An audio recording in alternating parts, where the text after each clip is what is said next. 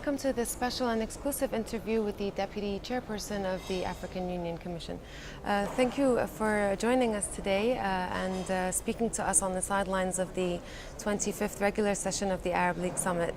Thank you very much, and thank you for having me on your program. Now, can I start by asking you, as an observer here at the summit, what do you think of Kuwait's role in the preparations that have been undertaken by the government to ensure that the summit is smooth and efficient? Well, thank you for asking that very important question, because this is my first time to be attending the League of Arab States Summit. I have found a great and superb organization of this summit, and to me this is really a testimony of the efficiency and the capacity of the state of Kuwait, because it's not the first time I'm witnessing this. I was here in November last year to attend Africa Arab League Summit, and I witnessed similar logistics. But it's not just also logistics, but it is also the issues that are being discussed, the breadth and also the magnitude of the issues that are before the summit. And so I can tell you, yes, this is an extremely important summit, well organized and discussing very important issues. Since you've mentioned the issues that are currently on the agenda, do you think that the conference is covering all of the major conflicts and issues that are currently facing the region during this summit? From my point of view, yes. I mean, they've discussed the perennial problem of Israel, Palestinian-Israel issue. They have discussed the problem of Syria. They have also looked at the review of what is happening in Egypt. They have also looked at the tremendous progress that Tunisia has made. They've looked at quite a number of these key issues.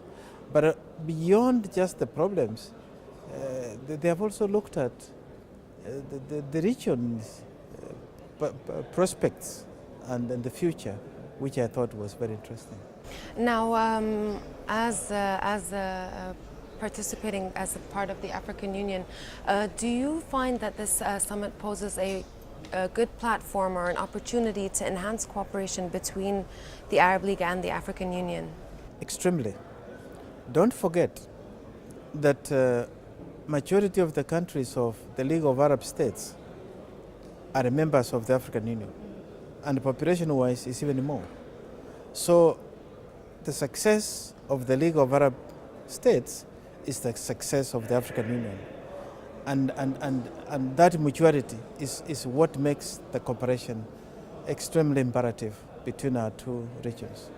If we can elaborate from this point, how do you judge Kuwait's role in bringing the Arab states together under one roof to discuss the current issues?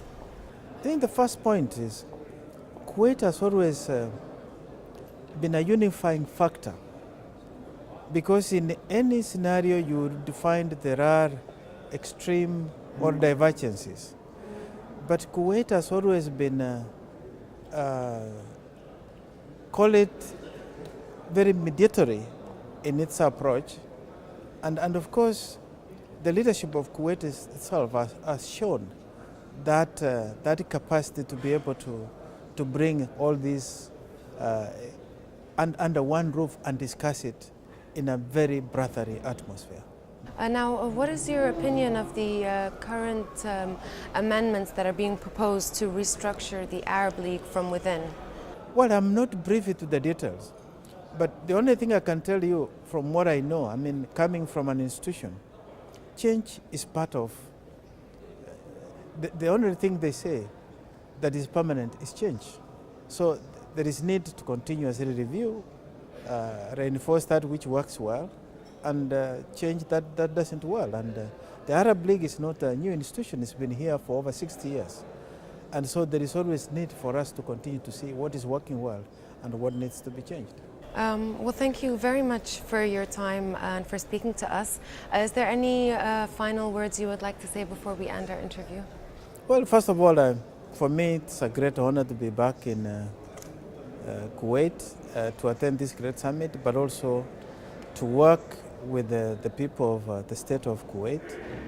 As indicated in our statement this morning, His Highness, when he presided over the summit of Africa Arab, showed that leadership by tackling some of the key issues that really face our two regions.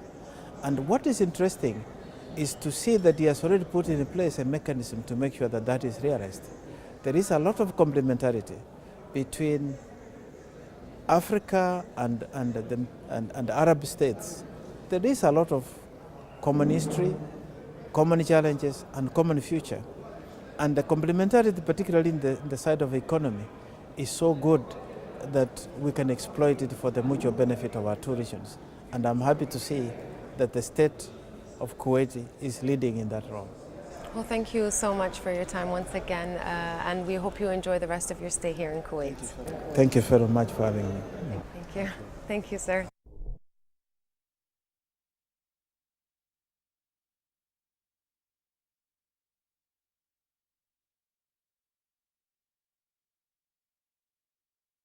Welcome to this special and exclusive interview with UN Arab League Envoy to Syria, Al Ibrahimi. First of all, thank you for your time.